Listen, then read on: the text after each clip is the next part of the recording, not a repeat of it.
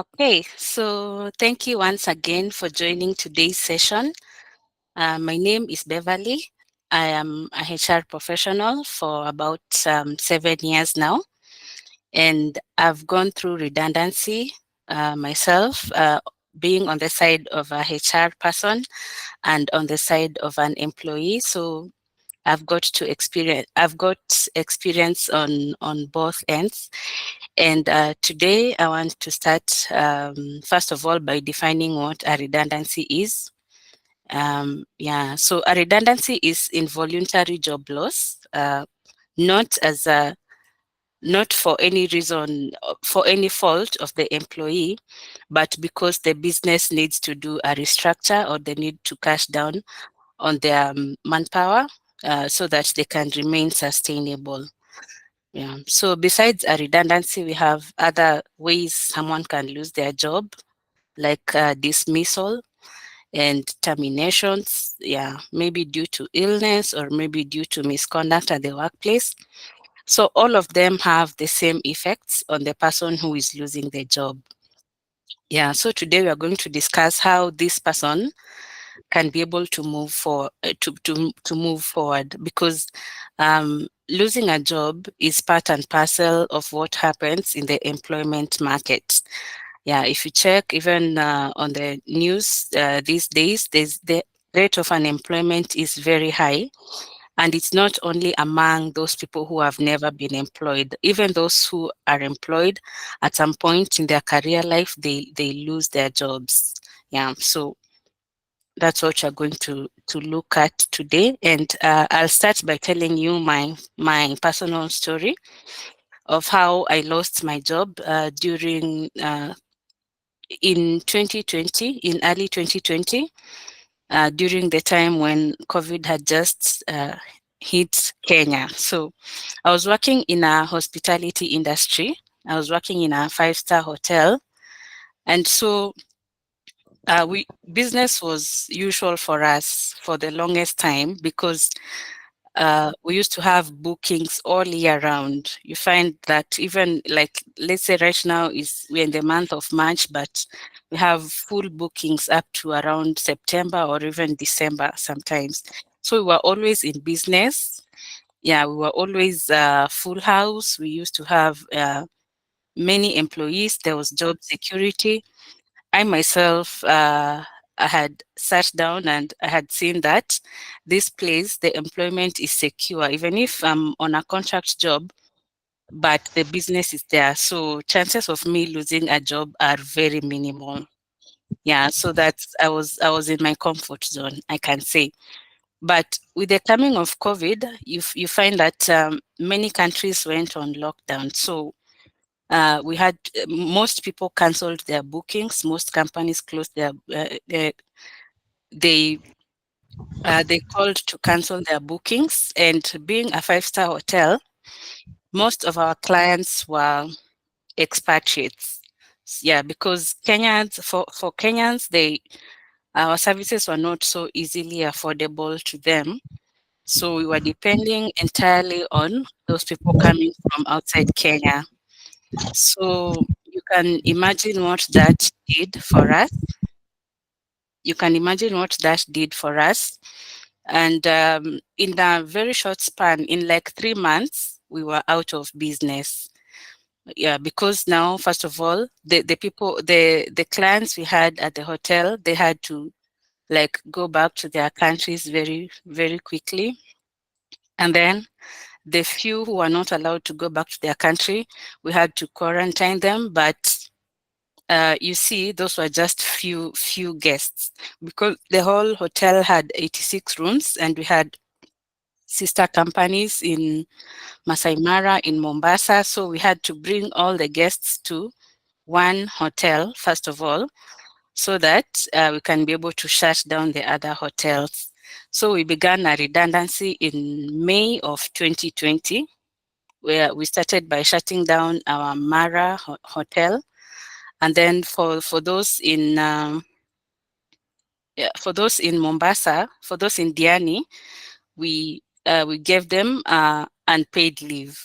Yeah, so we were hoping the business would be sustainable, but in the end, we found out that even those of us in the headquarter, we can't, like, there's no money to pay salaries, so we had to be laid off, all of us. And I was among the people who was laid off. Actually, the entire company, all employees were laid off. So I did the job of, first of all, declaring everyone else redundant, preparing their letters, their payments, and then after that, preparing my own redundancy letter and my payments and everything. Yeah, so uh, there are a few lessons to learn up to that point of my story.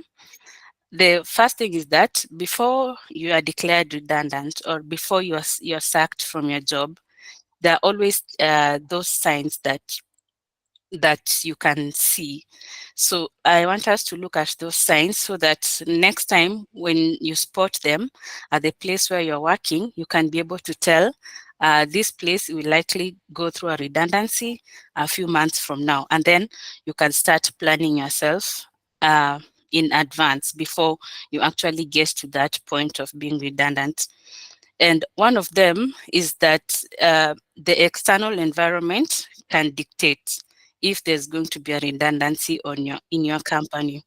For example, those who are working in the media industry, those days, newspapers, most people are not going out to buy newspapers. So everyone was relying on social media for their news updates. And then very many content creators came up. So yeah, there's the credible news channels and also there's what the content creators are doing. So very many media industries were able to lay off their staff. So the first thing is to observe the external environment. What can you see? Does it impact your business directly? If yes, then you know that a redundancy is coming soon. Another thing to observe is just the way business operations are being carried out in the company.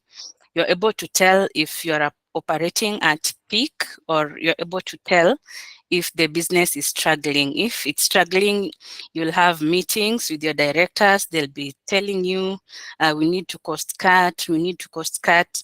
And so that cost cutting conversation, it usually ends up with, we also need to reduce our manpower. So when it begins like that, you know a redundancy is looming. Then you also have those people who are usually funded by other organizations abroad. They'll start to tell you, like, the funding is ending this year. We don't know what will happen. Yeah, so there's always something that can tell you if you're going to lose your job through a redundancy.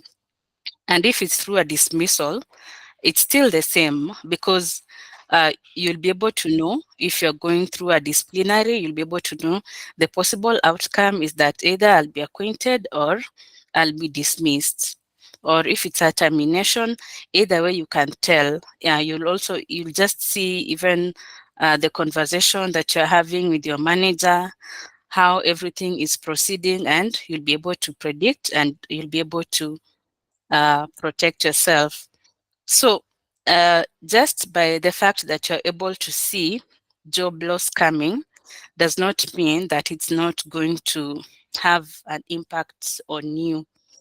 Because, yeah, involuntary job loss, whether you're prepared for it or not, it's still a setback. And what makes it worse is that it's not your own fault, like it's not by your own making. So you feel that loss, you feel like it's unfair for you, you feel um like you've done your best. Like on my case, I was feeling like I've done my best to save the company, because I tried even unpaid leave. I tried working remotely, but it all didn't work. So there's that feeling of guilt, there's that emotional setback, and some people even go into depression. Most people who separate with their companies through involuntary job loss usually take time to move on, because it's like it's literally like a loss on them. It's different from the ones who lose their jobs through resignation, because in that instance, it's them who have decided to separate the company, so they still have that power. They still feel like they had the power to choose, and they chose to move on. But those who are losing their jobs involuntarily, they usually feel loss on their end. Yeah. So it takes time. Some people don't usually disclose to their family members. Luckily for me, I like to talk a lot. I like to express myself.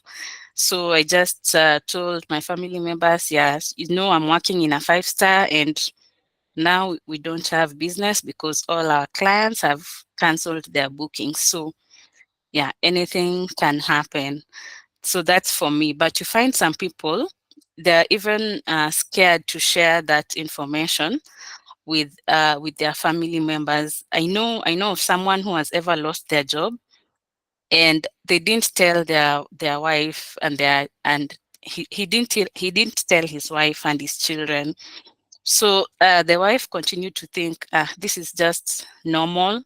Like, he wakes up, he goes to work, and then at the end of the month, there's income. So the expectations continue to remain just as they were if you fail to disclose your employment status. And for family, as long as you're working, you'll always be required to support your friends. You'll always be required to support your siblings.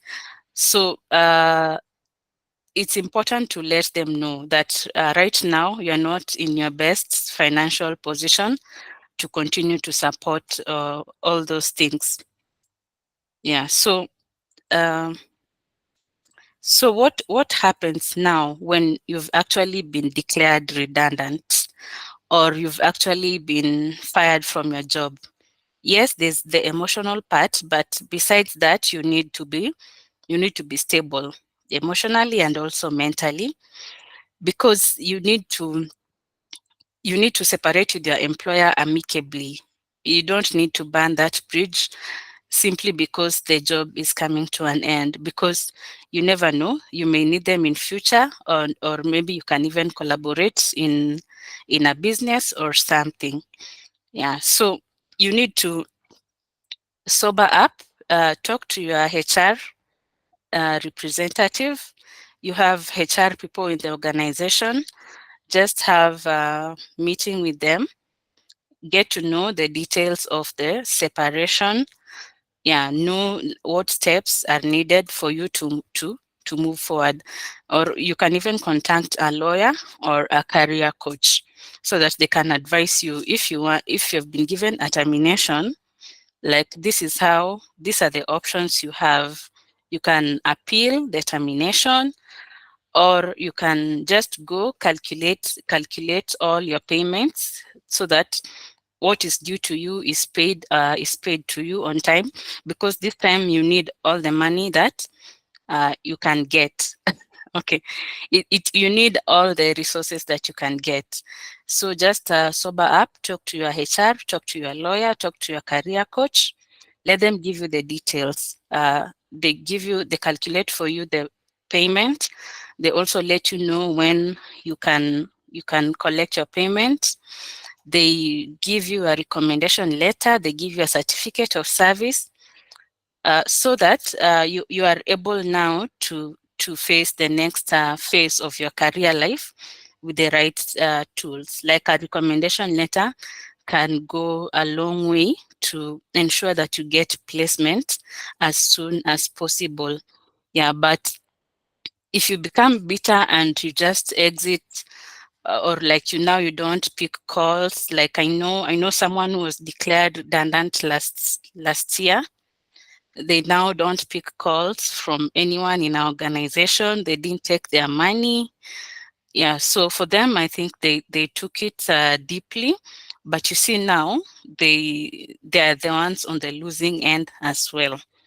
Yeah, so yeah, you can talk to us at Denidel. We can support you with all the information that you need as you're separating with your employer. Yeah, then after that, you need to do calculation of the amount of money you need to survive monthly. Okay, the amount of money you need to survive until you get your next job. So this will also require you to go into cost cutting to cut on your budget.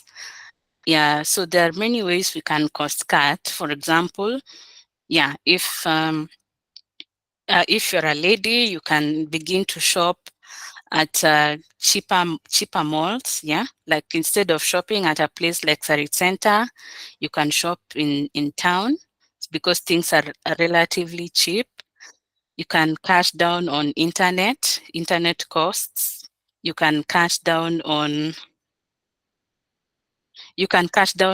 like hair, because now you're not going to work. You don't need to like make your hair to have that expensive weave.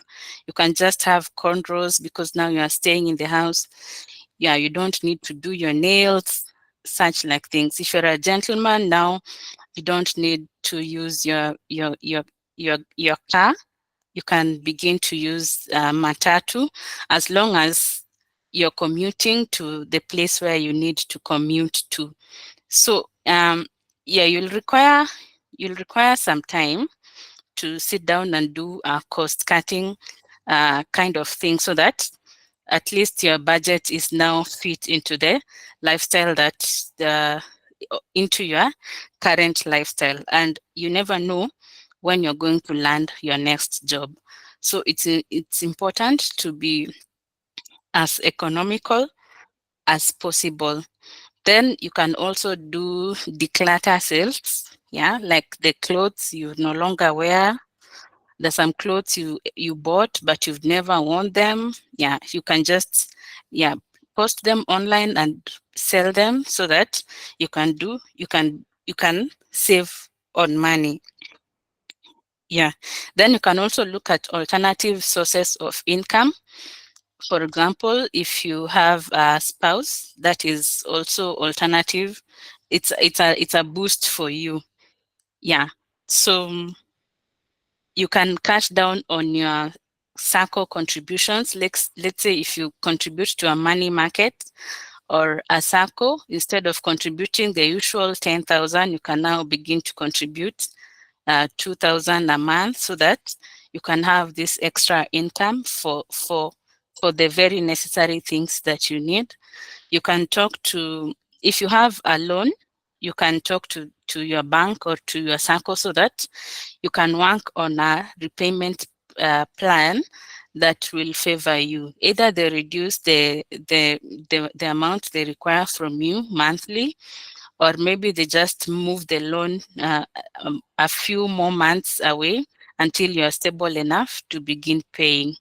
So all these are examples of things that you can explore to cut down on costs. Okay, to create more income for yourself. Next, you need to take a break. You need to take a break. Like I said, job loss is not easy. Like personally, even though I'm in HR and I was doing redundancy for everyone else, I knew that next, after I finish with this, next is my own redundancy. And still, even after all that preparation, I was still unable to move on like immediately, because it's a job I've lost and I've done everything that I could have done, but I still lost the job. So the what it takes a toll on me.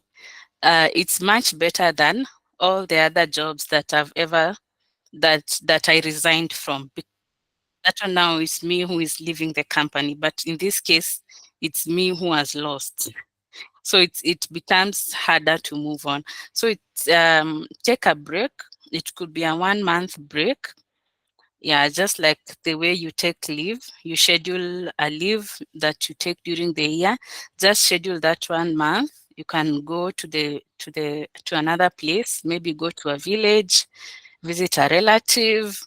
Yeah, so as you continue to nurse that pain of losing your job and also losing touch with your colleagues and all that, you can like regain yourself. Like you can explore some of your former talents and your business ideas just as you're relaxing, as you're taking the break. And then after that, now it's time now to come back to begin the active now job search. And there are some things there's some insights that I have here. The first one is to consolidate a strong profile. You need a good CV, you need a good cover letter, you need an up-to-date LinkedIn profile, because right now you're actively searching for a job. It's not like you have a job and then this is now passive income. It's just you need a job and you need it now. So you can work with a career coach. Yes, I know this time you're cost cutting, but instead of like wasting time uh, doing trial and error, better to get it right at once, because the career coach, they have access to opportunities, very many opportunities. After making your profile for you, they can be able to link you up with suitable for you, and then um, consolidate a network. Yeah, so this is very important to start right now. Even right now that you still have a job, come up with a list of people, at least 10 people that you know can be your helpers. Like, you know, these people can handhold you and they can get you through to opportunities that are going to make sure that you're back to work. Yeah. So if you have them already, just schedule an appointment with them. I always say it's important to go and meet with them in person as opposed to dropping a WhatsApp message, because like me, yeah, several people lost their jobs last year, and they usually send me a text like, hey Bev, remember, Bado, I'm looking for a job. Yeah, but you see now that chat, it gets overrun by so many other chats. At the end of the day, I don't even remember. But if this person meets with me one-on-one, I'll see, yes, there's need for this person to be placed at a place as soon as possible. Yeah. Then you know those people in your industry who are doing like things that you like to. Let's say, for example, if you're in HR, you know of those HR opinion leaders, just go meet them and volunteer. Volunteer to help them with something. Let them give you a project to work on, and then deliver to the best of your ability, so that if they can even tell you to start working with them or to start working for them, meanwhile, as you try to get placement. And then practice interviews, because now at this time, it's inevitable for you have to attend an interview for you to get to your next job. So just be practicing interviews on the go, whether there's an opportunity or there's no opportunity, because anytime you could be invited for a job. Yeah, so that's my story and all that you can do. So there's also some tips I have here that we can start to use right now, because now we've not lost a job, but it could happen in future, or maybe if it has happened before, then we need to use it as a platform now, so that in case it happens in future, we don't start from scratch. So we need to begin to invest now.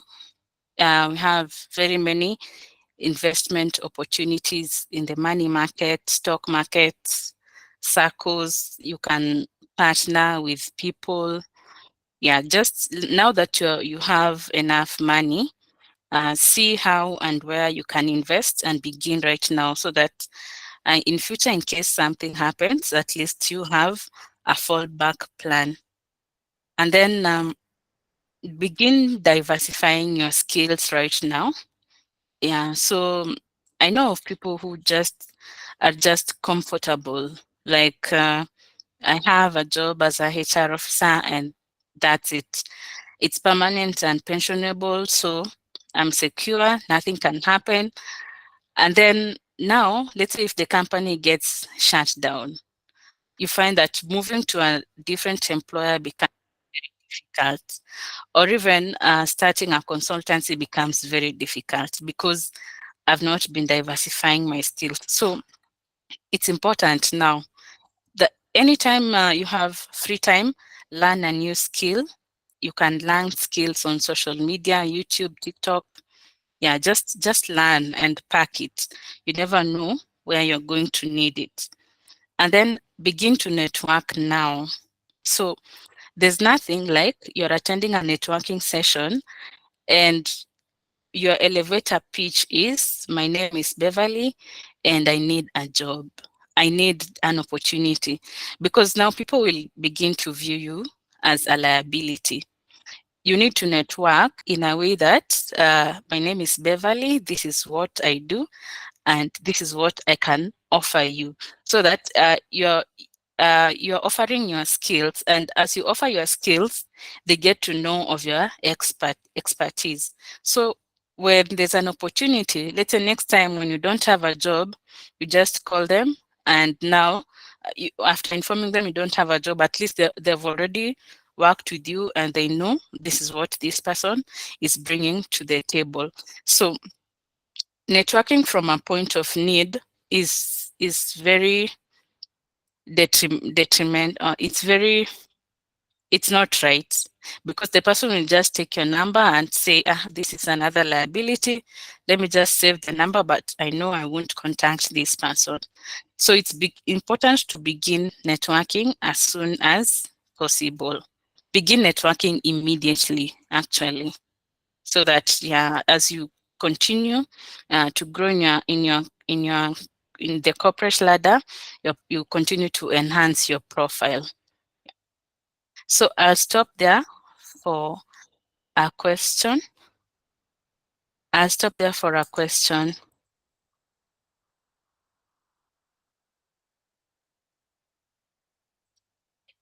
So if you check today's poster, there was a we are supposed to discuss also reflecting on past achievements and lessons learned.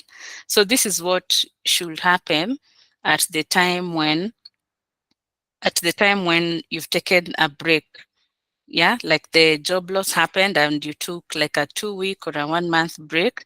This is the time you reflect on your past achievements.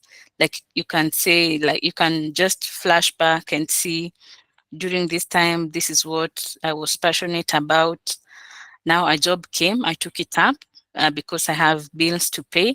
But deep down, what I'm really passionate about is another thing. So that's the period where you can begin to explore those talents of yours, because as you reflect, you see opportunities.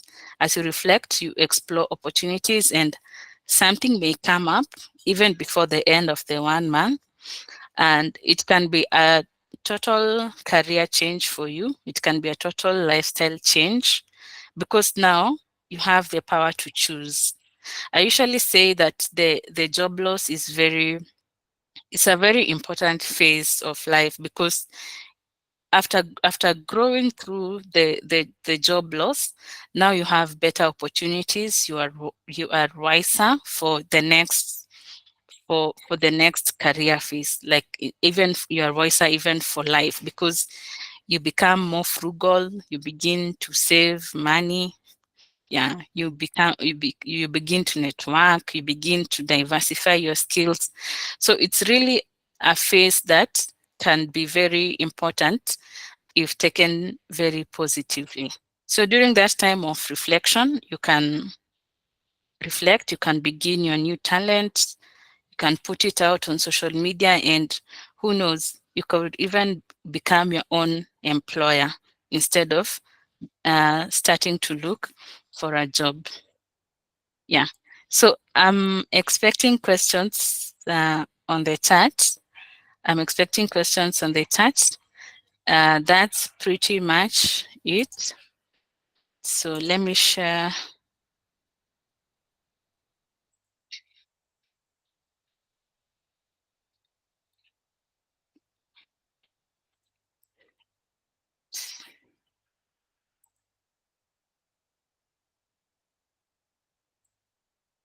So the more interactive we are, the more we'll be able to learn together. So on the chat, I've shared the link to our WhatsApp group. Yes, and we also, right now we have templates online for the CV, cover letter, and application tracking templates. So if you need them, you can just download them on that link I've shared. And then if you want to book any of our services, you can do so using that link, bookings.lenidel.com. Yeah. Any question? Any insight? Any takeaway? Thank you, Christopher. Thank you, Christopher. And I believe there's a lot that we have not yet covered.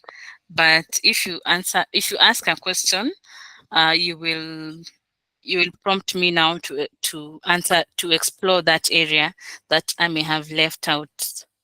Yeah. And also this open hour session, it's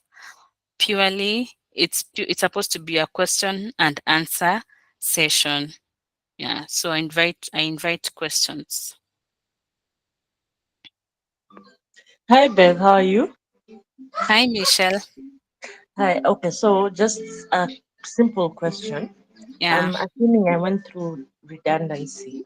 When Yes. I go for my next interview and they ask reasons for leaving my last job, Yeah. should I just say redundancy or how can I put it? Okay. So when you're attending an interview, first of all, a redundancy makes you get a career gap. That is one thing. And yeah, it might be difficult to answer it during interviews, but when you get the person who invited you for an interview, saw it on your CV that from this time to this time, this person has not been working, but they still invited you. Because yeah, then the fact that you are in the interview, it means that there's a chance you could get the job, because they didn't just invite you to get your story and then that's it. Yeah. So when you're asked that question of tell us about yourself during the interview, tell them why you are qualified for the role, first of all, and then tell them that you have a career gap. It's for you to volunteer that information. Yeah. So you could say, um, name is Beverly. I've worked as a HR officer. I've dealt with this, and that. In 2020, from September 2020 to October to 2021 August, I didn't have employment because I lost my job due to redundancy. This is what happened. So when you talk about it, when at first, like if the information is coming from you, then they don't have questions to ask you. Like you've talked about it and you've closed that question. If there's a follow-up session, if there's a follow-up question, it's just one or two, and it won't be as intense as you talked about yourself, you finished, and then now you wait for them. They ask you, this time you had a career gap. What happened? Because if the question is coming from them, first of all, it will make you nervous because it shows that you are afraid of that part where you are jobless. Yeah, it shows that you didn't tell them this information. So when they ask you, it's like you've done a mistake, which ideally is not the case. So let them ask you to tell them about yourself, talk about your suitability for the position, and then talk about your career gap, so that you've already told them, now you've disarmed them. Yeah, I hope I hope I've answered your question, Michelle. Okay. So Christopher is saying, perhaps comment on an individual who is or are declared redundant and wants to file a legal claim, yet they are constrained financially. Perhaps. Okay. Yeah. So for this case, Christopher, I'm aware there are some companies who say that they're doing a redundancy, but they ideally they just want to get rid of a few people, maybe due to performance issues or due to let's say they just want to let this person go, but they're hiding under a redundancy. So if you're the one, if you've been singled out for a redundancy and it's not happening company wide, or maybe let's say in a whole company, five, let's say in a company of like 100 people, just 5 or less than 10 are being declared redundant, then perhaps you want to go the legal way. First of all, you can discuss with your career coach. Then secondly, you don't have to file the claim immediately. You can wait until you're financially stable, and then you can file the legal claim. And then the other thing, you can go to the labor court. Each and every country has a labor court. Yeah, they should be able to help you. It's different from you getting a personal lawyer. It's quite cheaper for you to go to the labor office. Sorry, not labor court, labor office. Go to the labor office in your county, you will get help. Yeah, you'll get cheaper help there.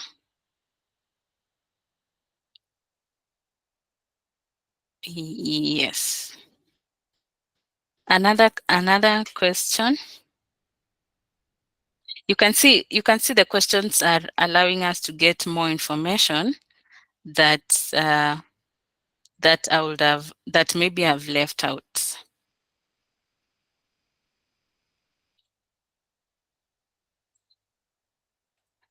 Okay. If no question, uh, we offer all the career services that you may need. Yeah, from career coaching, interview coaching, salary negotiation coaching, CV writing, cover letter writing, and every other career advancement service that you may need. Jackson, any question, any takeaway? So yeah, we can just you can unmute and say and just give a general comment, or you can ask a question, or you can give your takeaway. Hi, Bev. Hi, Veronica. Thank you for the insights that you've shared with us. Yes. Currently, a company are going to, some of us are going to be laid off, and I think this is the right time. I think I got Yeah. these insights on time. Yes. So, in the process of going to look for another job, I think I'll be able to use what you've shared with us Yeah. to be able to transit to the next stage. I hope it's Okay. going to be a good process, and I hope to work with you in the near Okay. future. Thank you. Thank you so much, Veronica. And for those, if you're on the call and you're a HR professional, you could also explore our career services by inviting us over to speak to your employees, because you need to prepare them. Okay, you don't need to, but it will be good if you prepare them for their next career, or their next job. So if you invite us over, we could give them an employability session, like a CV revamping session. It's just a way of showing good faith to your employees, because now, like, you're letting them go, but it's not their fault. It's not your fault also, but just out of good faith, you can organize a career session for them, just to see to it that they have the right tools, they have the right information to land their next job. Thank you, Okay, thank hi, you. babe. Hi, Jack. Okay, so for me, what I've taken from your end, and this is again my experience because I've gone through the same, Yeah. not even once, I think even twice. I bounced back. Okay. The current one, not yet, but I'm hopeful things are going to work out well. And what I've picked up is, you see, the moment there are signs actually. For me, I Mhm, saw signs, but sometimes you feel like on your department, because I was in mhm, operation, I didn't mhm, feel like, I felt like we are the last people to close the door. Sometimes you feel like, oh, there's so mhm, much money outside there that you need to collect. mhm, But they had to close, actually, they had to make sure like there is a redundancy almost on all department, but now mhm, they were cutting costs. So you'll find like they have remained with the cheapest people that they can be able even to do your task, mhm. and with the low budget, I got Okay. affected, and this is what I picked from it. And the entire time, be it I'm going to get the next job, there is no permanent job actually. So Mhm, be it what you do from now, you get your next job tomorrow. There is nothing like permanent job because when the redundancy comes, they'll have to pick you, they'll prepare your severance, all that, the dues, then they'll pay you. And job search, yes, it's not easy, but the moment you start getting, I think, interviews, that is a good sign. I think you're able to get something. But nowadays it's so tiresome because you have to go through around 5 processes. And by yeah. the time you get the 5 processes, you don't know what happens and the last thing because you have to present the case study. From case study, you go, I think, Mhm, a lot. Uh, the takeaway is you don't stop. The moment have gotten laid off or the redundancy, you mhm. upskill the way you have said. You don't stop Yeah. at Yeah. upskilling. Mm, If you are good at either your course, keep on learning. It is so difficult again for you to start learning the same thing mhm, because I think the moment you are at a job place and you are permanent, you stopped learning. Anything that you are doing, you stop learning. But you pick you pick you start learning at the moment. If you get a job today, for those that are having their jobs today, actually pick a course, be it 1 hour. You don't know where or the skill that you're getting, it will help you because when I came out, I found like the course that I'm or my career has a lot because I have to learn so mhm, many things again to get there. And in the interviews that you're getting, they require you to have that. Sometimes you have to juggle. For you to prepare for an interview, you have to take like even 2 days to get what they have even asked you. You see? So another thing is take your leave days actually. The employer, they don't even care if the redundancy comes today. What they'll do to you, they'll just pay you. The only thing they want to do is the company has to remain and you go. But now for yourself, I think sometimes you give yourself so much the company, and when this thing comes, I think it will take like so many months for you to recover. But if you are there picking your leave days, if it's your off day, if you have a sick, take every sick leave that you have. Take every mm. month. If you feel like you need to go home for like a week. The company will survive even without you. So that is my takeaway. Upscale, take your leave days. If it's a vacation, take your vacation. And if something comes up again, yeah, you bounce back. So that is my takeaway. And thank you for the session, for today's session. I've learned a lot actually. Thank you. Okay. Yeah. So thank you very much, Jack, for that contribution. The thing is to always upskill. The thing is always to upskill. You see, your employer is not there to do you a favor by keeping you on the job. You're there because you're able to do the job. And if they can get someone who can do exactly what you're doing at a cheaper salary than the one you're getting, they are going to retain that person. So employers are in business, and for us to remain employable, we need to continuously upskill, not just to be able to remain on the job, but it's also good for personal development. Yeah, we could also like have a side hustle, or maybe we could even move to a different company. So as the moment you have already learned your current job, you're able to do it, the skills are okay. Next is to seek advancement in your skills. Yeah, thank you very much, Jack, for that insight. Irene, you have unmuted. Yeah, Oh, so hi Bevelyn and hi everyone else. So hi. I'm a victim of redundancy.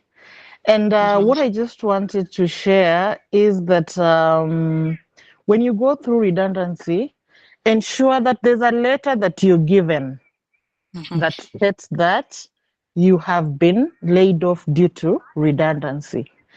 And Yeah. if you land an interview, in most cases, they will ask for that letter. As you Mhm. explain yourself, then you'll be asked, do you have a letter? Where is it? So I'm a victim, and I think that letter has really helped me through a few interviews that I've been doing. So what I just want to encourage the team is that redundancy is there and no job is permanent, just the way someone has said here. It's like not permanent. So in as much as we are working, we just need to have our eyes and ears wide open, one leg in, the other leg out, because it can happen anytime.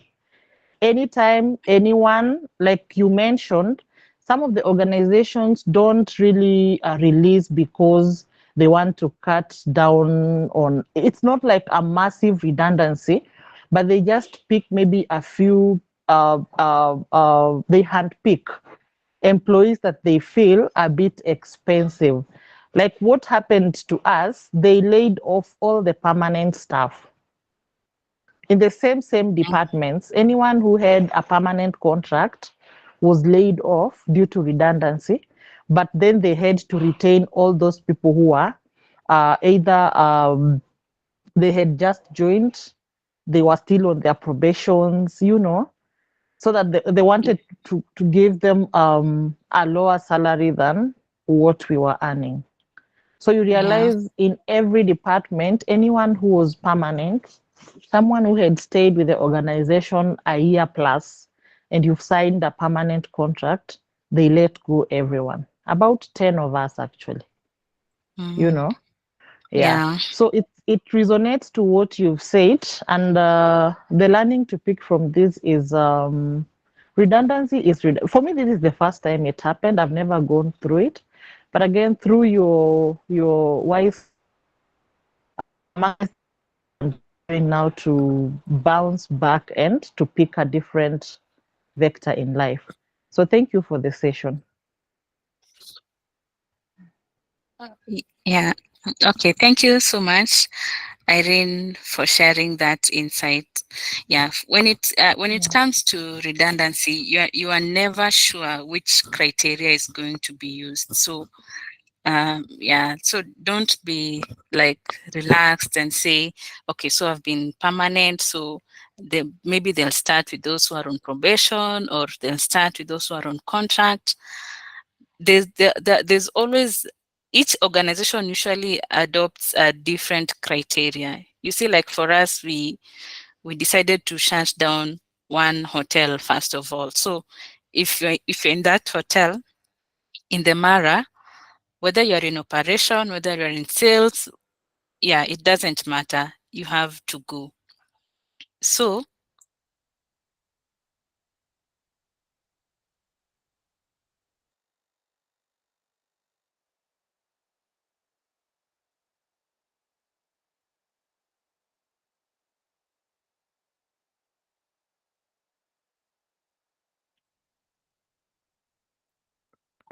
sorry about that. Yeah, so I was saying the criteria is never clear for every organization, but the HR person will consult with the top management, and they'll arrive at a decision of how best to handle the redundancy. Yeah, in some instances, they even say, okay, now all the management positions will no longer be there in the structure. So you see, if you're a manager, and if whether you're on permanent, whether you're on fixed term, you'll still have to go.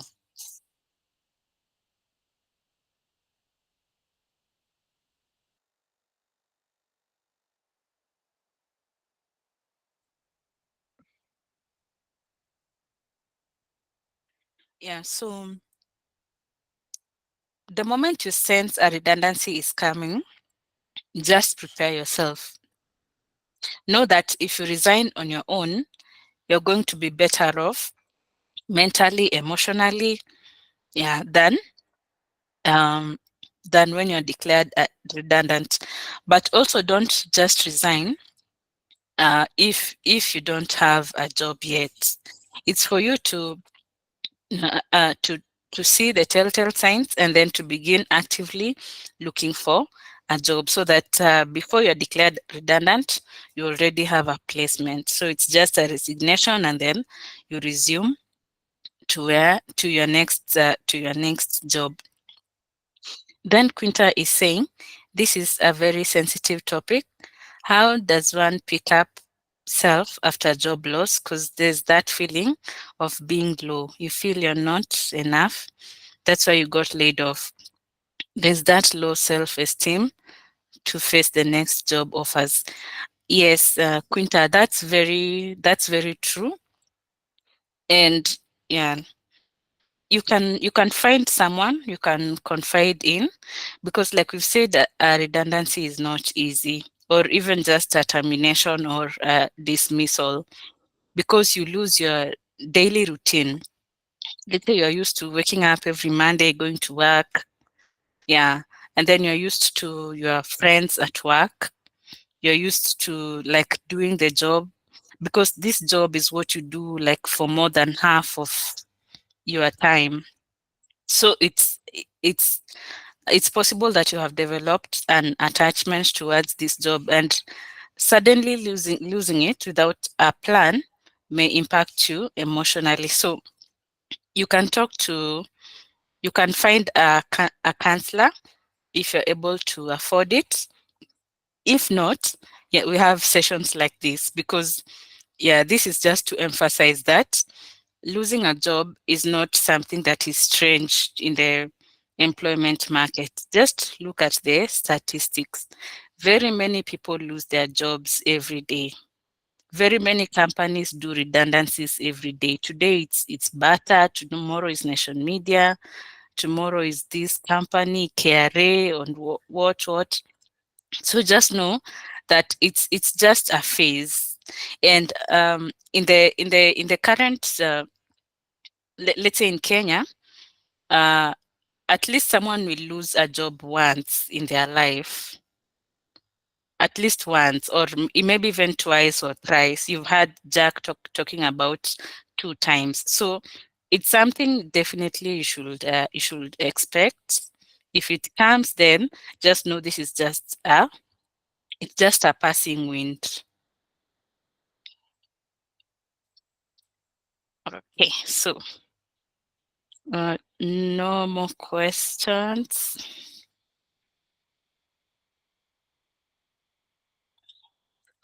No more questions on the chat. Bev, I can just add that in regards to what Quinta has said, it's Mhm. heartbreaking. But guess what? At the end of the day, life goes on, and Yeah. you'll always get a better place. It Mhm. gets better. Like, yeah, Yes. though you've said you're used to that, you wake up in the morning, you know, this is how my day is going to be, and Yeah. then now that routine just stops. So, Mm. at first it hurts, but Yeah. after you pick yourself up, you know, we can't just live in that moment forever. And Yes. having the positive attitude, looking for jobs and talking to people actually just helps, and you get better. You get Yeah. a better place, you get better opportunities. In fact, at some point, I think it reaches a point you're like, why was I even stressing over Yeah. company A, B, C, D? I'm now at a better place. or I'm Yes. now even getting a better package. Yeah. Yeah, so it's good to encourage yourself. Yes. Yeah. So, yeah, Michelle, now that you've talked about sending applications, there's a trend that is there. Let's say when someone loses their job, the next thing they get down, they send like very many broad applications. They just want to land a job somewhere. Okay, I get that there's that feeling of like you need to be financially sufficient, but if you apply for all the jobs that you can get, chances are high that it could end up more frustrating, because these jobs could be that like they don't suit your profile. So you find like if you're a humanitarian worker, like let's say for example you're a humanitarian worker, but you begin to apply for all the jobs: admin, HR, sales, customer service, anything, procurement. You see, like yes, you'll have put in the work, you have applied, but that the fact that they don't suit your profile means that maybe you may not be shortlisted, and then now it's going to cause even more like mental fatigue. It's going to cause more depression. So it's important to, after you've calmed down, then you can be able to like become more effective in your job search, because when you're calm, you're able to find the jobs that are the right fit for you. And at this opportunity, at this stage, like you can even be able to choose employers. Like you can say, now I've lost my job, yeah, that's done. Now next, I need a place where they have a good culture. I need a place where there's flexi working hours, there's a nice package. So you have that choice, as opposed to how people do. They apply for very many different jobs, and in the end it becomes counterproductive. So thank you, Michelle, for bringing up the issue of applying for jobs. Yeah, so that we have now addressed that issue of like singling out on the jobs that suit your profile to apply for them. Thank you. I had seen museum. You have raised your hand.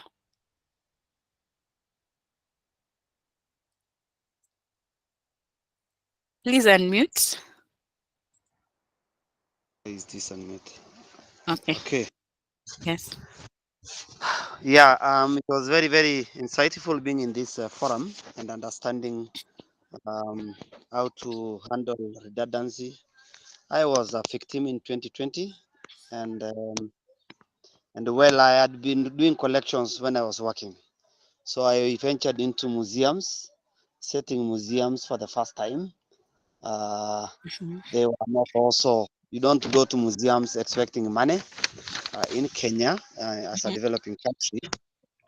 So it Yeah. becomes very important. People will want to come, but they do not even pay any amount that we raise as a get fee so that you can also pay Mhm. for the rent for that.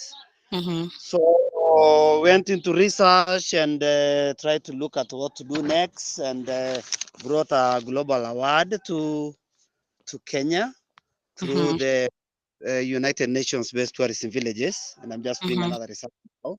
Mhm. And yeah, it becomes a little bit tricky because governments don't understand, they don't prioritize that. They don't really support, like in developed countries where really people donate to museums. So I decided, well, I went back home with all my stuff and my statues. Then Kimathi, I live with them. Only now to realize that yeah, it's already 4 years and not easy. So thinking, of course, now to relocate to Samburu and get some land and do farming. Mhm. What to do about the 6 or 10 million property of artifacts and statues and all that? I don't know. But maybe if there's anybody in this forum who is interested with I have a 2 and 3 acre land that I want to sell, 23 kilometers from Rongai. If there's anybody interested here, I think that's how I want to restart myself and do something else. Thank you very much. But it was a very good, insightful webinar. Very nice one. Thank you. Okay.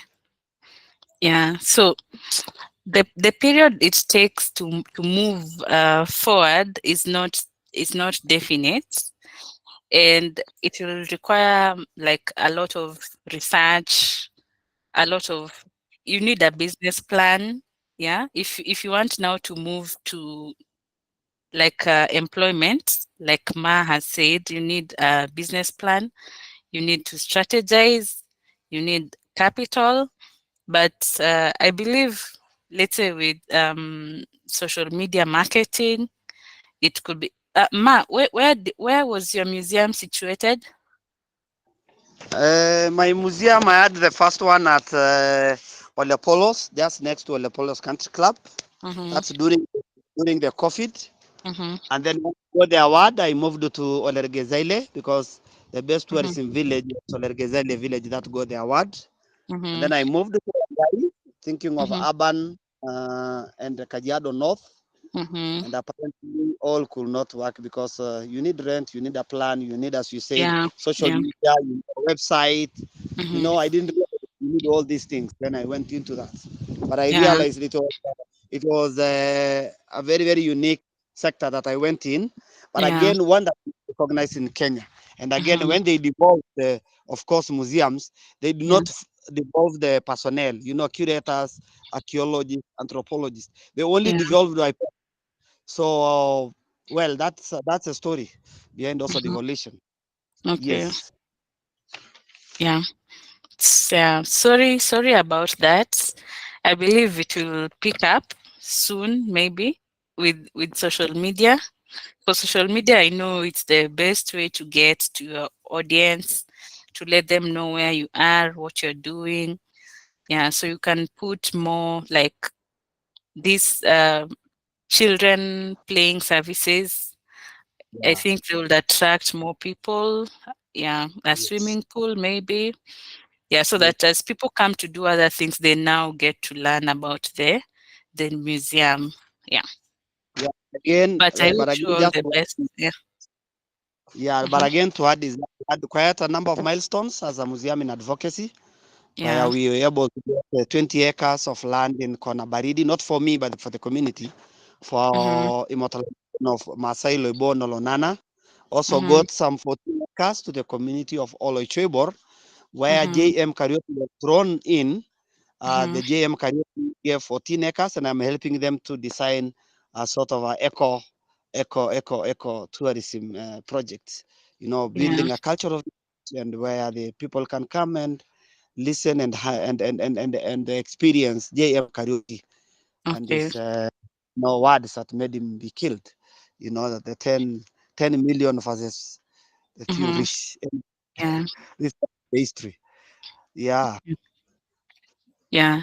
So you And see, also inscription of Maasai in English dictionary and mhm, Nyama Choma and a okay. number of other milestones that we had for the counties. Mhm.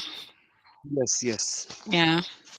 So, kindly join the group so that we can continue the conversation from there.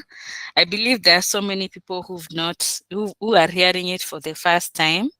Yeah, so like the more you talk about it, the more it will reach the right audience. Thank you. But thank you so much for sharing your story.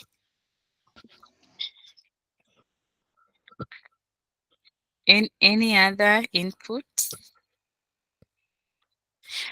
We have 50 minutes to go.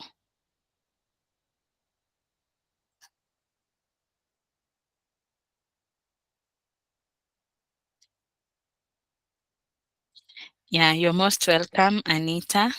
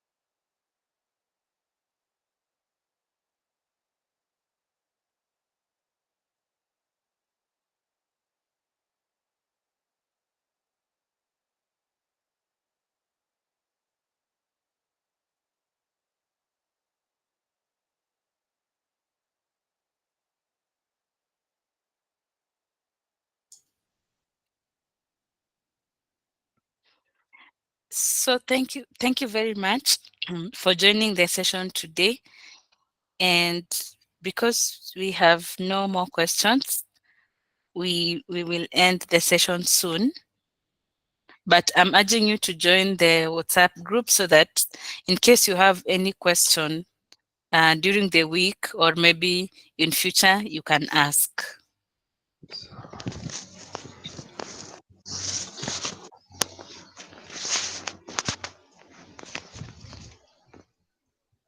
Well, it's not really a question, but if anybody wants to get in touch with me for the opportunity of land around Nairobi, please, you can get my number in the page here, Museum, and you can let me know. Thank you. Yes, Dan, Ma, I'm urging you to kindly join the group so that we can all get you in the group. It's easier that way. Okay, thank you. So Yeah. it's another group, not the right, the whatever. No, The this one. is another group. This Oh, is okay. another group. I know this other one. Mm, Okay, thank you. I will join. okay, you're most Okay. welcome.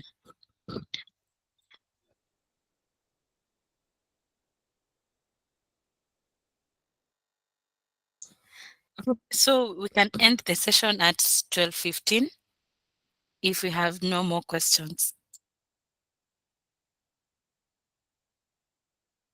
Babe, maybe let me ask a question.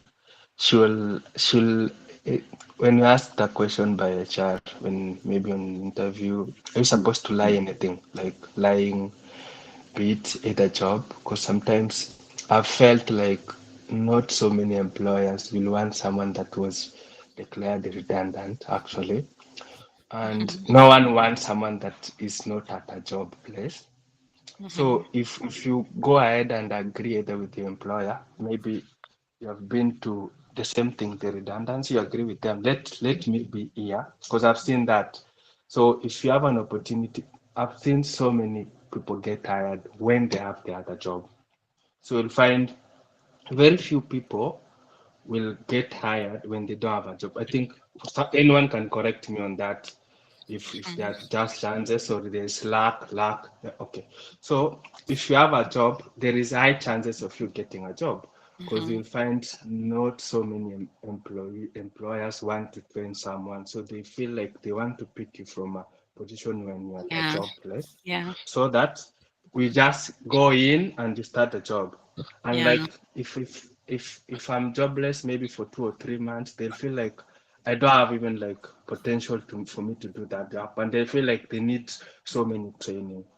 So yeah. how much can you lie on the interview? That is one.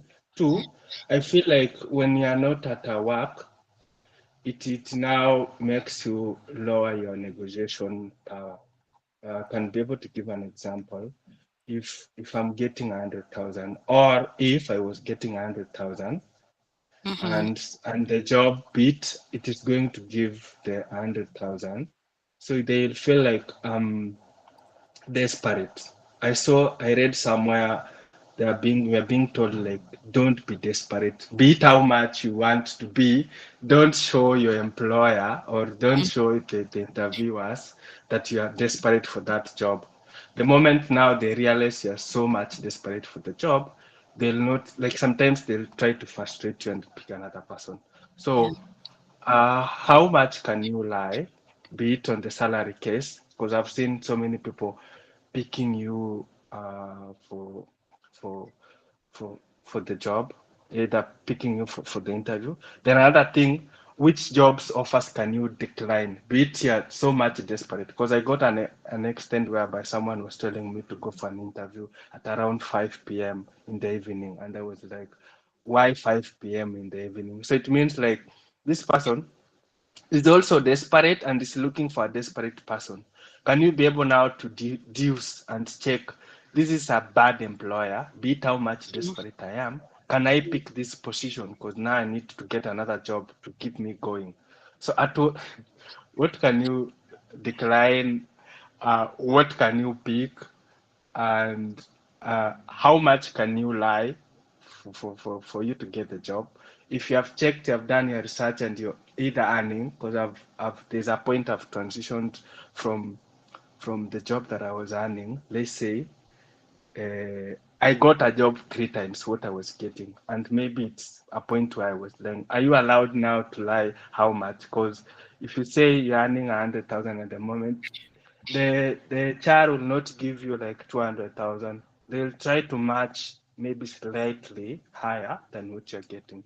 So those Yeah. are my questions. How much do you lie? Are you able to lie out there in your CV, like, I still at working? If you have an agreement with the people that have made you redundant, they still keep you there so that you can be able to get an opportunity and they are able now to cover you up. Or are you okay to go to a job place? Yes, they have hired, they have called you for an interview and still they ask you why, because sometimes you feel like it's a difficult question. And another last one, Mhm. if you go to a point whereby the interview asking you, is there a layoff on your company? Are you now again going to an extent of you telling them there is layoff to the company and you are looking for an opportunity? Like, is it not so much personal for you to answer that question when it is not all over in the company to something that was internal? Are you supposed to display that? Because now, if you say yes, it is taking another twist. If you say no, it's taking another twist, and again, it will make you look desperate for that. So those are my questions, and I will appreciate if maybe I get opinion on the same. Thank you. Okay. So thank you so much, Jack, for those questions. So the first question was, how much can you lie while at a job interview? This is in regards to your career gap. Yeah. So the I want to tell you what happens on the HR side while when they're advertising for a job, or let's say when they want to fill a position in their company. Sometimes when someone is out of work, uh, chances are high that they're not practicing. Like the knowledge they had, the experience they had while at the job, it stopped. Like they stopped nurturing it when they were laid off, or let's say when they were terminated. Because when someone is at home, they don't do the job daily like usual. And if there's an update, let's say in legislation, or if there's an update in the industry, they're not aware of it, maybe, or they've not they've not interacted with it. They just know there's this and this going on, but they don't have experience about it. And true to it,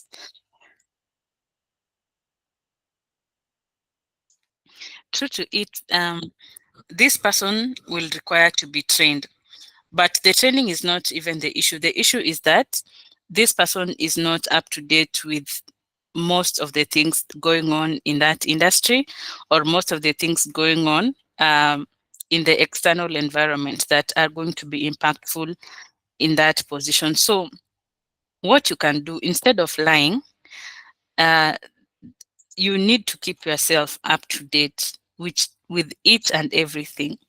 Let's say if you are in actuarial science, you need to know who the if there's a change in any kind of legislation, if there's a change in any regulation, you need to have it at your fingertips, and you need to know how that knowledge is going to be useful for the job you're currently being interviewed for. So, just like I've said, that first question, when you're asked to tell them about yourself, that is the question that is going to sway the interview to your desired. It's going to sway the conversation to what you want them to ask you. So when you're asked to tell them about yourself, you volunteer the information about the career gap and tell them during that career gap what you have been doing. For example, you can say, during my career gap, I did this and these online courses, I did this project, I volunteered this and this and this place. So now I have an even better skill set that I couldn't have had if I was still at my former employer, because I took my time, I traveled to this place, I did this research, I came up with these findings. You see, this candidate is very different from a candidate who tells you, okay, I just had a career gap because of a redundancy, and they stop at that. It's very different from a candidate who says, I have a gap, and during that gap, I was able to learn 1, 2, 3. And this 1, 2, 3 is now viable in the market. I didn't even see it on your advertisement, but this can be used to do this and this, which will make the company more profitable. So you can find that even your career gap, it can even be a winning point. It can give you an edge more than those who've been working all through, and yani they've just been working. For you, you've been working, yes. Plus, on top of the work, you also have other experiences, other skills that are very, very much needed to get the job done. So yeah, Jack. And then that first question is what is going to either make you or break you. So use it very, very well to your advantage. And if you're going to lie, please make sure that they never find out, because you might lie through the interview, throughout the offer, and even when you're placed, even after your probation, if they find out you lied, you can be terminated, because it will show a lack of integrity on your part. So instead of lying, you come up with reasons. Come up with compelling reasons why your career gap is even a much better bargain for them than those who've been working all through, and then now they're just coming for the interview. It just means they want to move from company A to company B to bring the same skill set. Maybe the reason they want to move is so that they can upgrade their salary. You see? So you are better off because you're moving. First of all, they are redundant, so you're not just after their money. Then secondly, during the time you are on redundancy, you are able to learn more things. You're able to practice things that are much better for the company than those who just have than those who've just been working. So the other question is how to negotiate for a better offer at a job interview. This is if you've been declared. This is if you've not been having a job for a while. So we had a session last time about salary negotiation. I think I can refer you to that, Jack. But just to answer your question, there are many things that come into play when you're negotiating for salary. And it's usually a game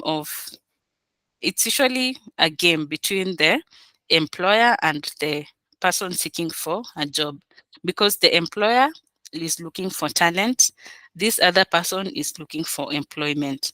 So it's like a marketplace. When you go to buy something, yeah, they tell you their price, you tell them yours, you bargain. If you're not able to match their price, you move on. If they're not able to match your price, they move on to the next candidate. So it's for you to weigh your options, because you could have an opportunity, and it's you who understands your financial situation. It's you who understands why you need to get into the job market as quickly as possible.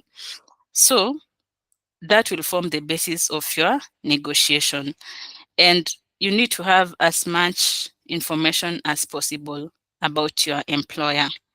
You need to attend the interview to learn more about the role, learn about other companies in that industry, and then you're going to get to start negotiating at a point of information. So know when to give in. When you're negotiating, don't just become rigid. It has to be 100,000. You have to show why does it have to be 100,000. Okay, and then you have let the employer give you the first offer.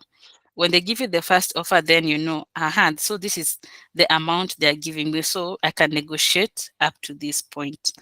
Yeah, but don't hesitate to let go of an offer if it really does not match what you aspire to earn, because We have plenty of opportunities online. Yeah. So which job offers can you decline? That's the other question. Yeah. After a redundancy, if you apply for as many jobs as possible, you could get a job, but what kind of job will it be? Will it be a place where the work environment is not conducive? Will it be a place where you don't enjoy the job? So those are the things to look at. So you can look at, you can notice a toxic employer just by how they interact with you during the job seeking phase. Like if they just send a message, the advert was just one simple message, one line message. Actual scientist needed, send CV to this email. So in that case, you don't even know where the company is. You don't know if it's in Mombasa, Nakuru. You don't know what it deals with. Maybe it's something you're not interested in. Let's say if it's dealing with either flowers, pyrethrum, maybe you're not interested in that industry. So that's the first red flag. Like this employer could be a toxic employer, because employers who are not toxic, they take time. They take time to come up with an advert. They tell you about the role, yeah, who you'll be reporting to. They tell you about like the company. They give you a brief about the company.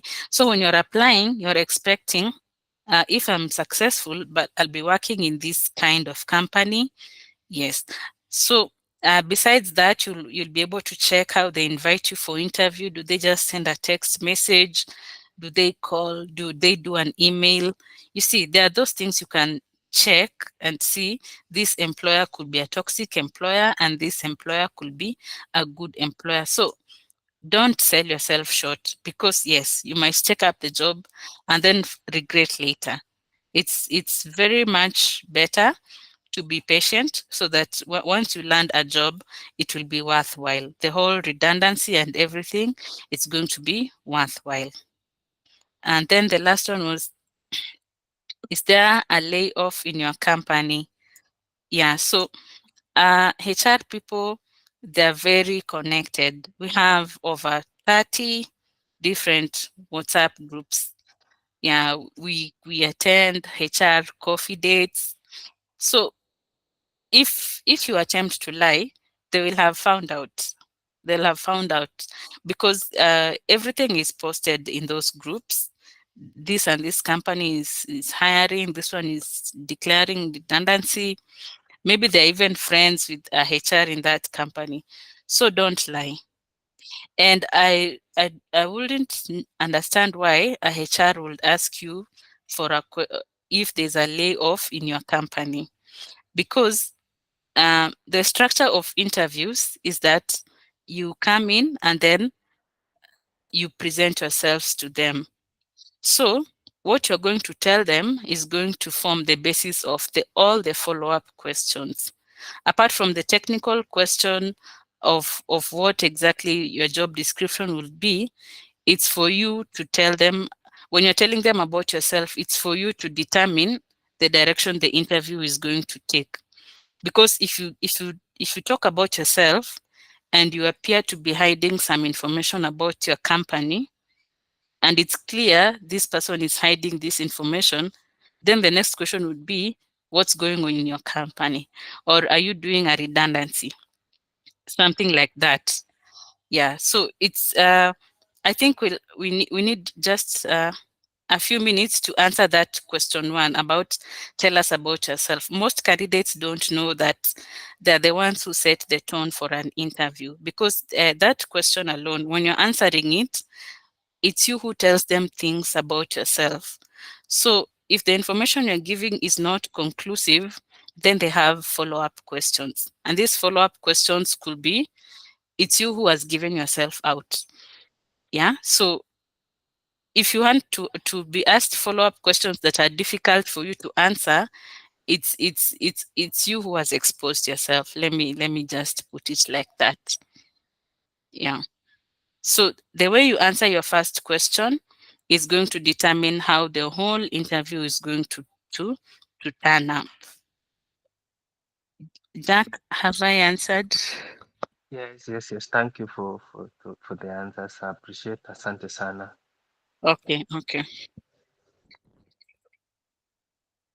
That question one during an interview is usually the best platform for a candidate to pass the interview, actually.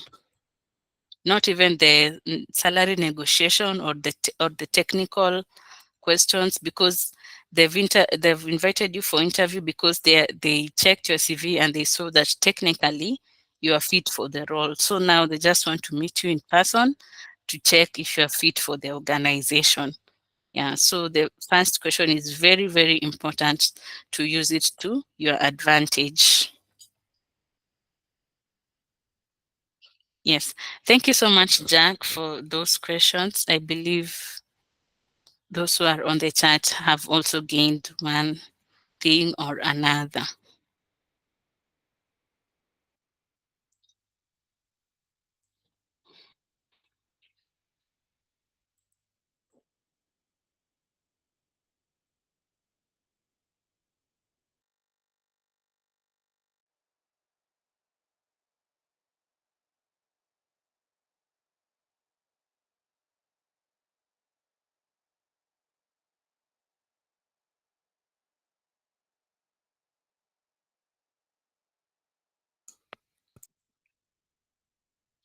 Yeah, so I'm glad it's 28 minutes to 1 p.m.